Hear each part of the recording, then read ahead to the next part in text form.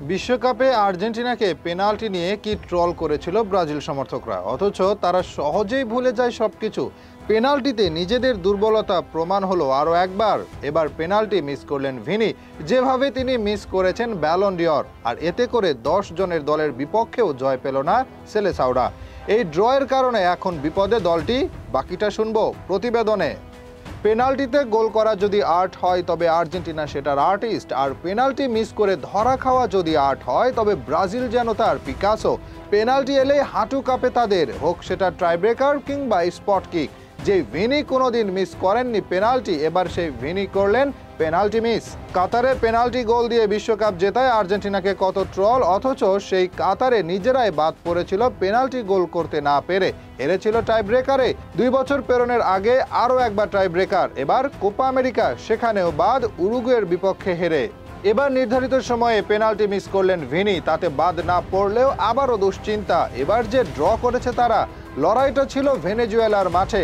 প্রতিপক্ষ বেশ দুর্বল ব্রাজিলের জন্য, কিন্তু বর্তমান ব্রাজিল তো আরও বেশি দুর্বল, সেটা প্রমাণ হয় মাঠে আরও একবার। যদিও শুরুতে বেশ আক্রমণাত্মক ছিল তারা, ম্যাচের 9 মিনিটে দারুণ এক সুযোগ বানিয়ে নেন ভিনি, তবে তার শট আটকে যায় গোলপোস্টে। এতে করে এগিয়ে যাওয়ার সুযোগ হারায় সেলেসাওরা। একটু পর অবশ্য নিজেদের শক্তি জানিয়ে দেয় ভেনেজুয়েলা, তবে 15 মিনিটে তাদেরকে বাঁচিয়ে দেন এডারসন। 22 মিনিটে আবারও ভিনি ও স্যাভিনহো মিলে করেন আক্রমণ, তবে এ যাত্রায় তাদেরকে বাঁচিয়ে দেন ভেনেজুয়েলার গোলকিপার রোমো।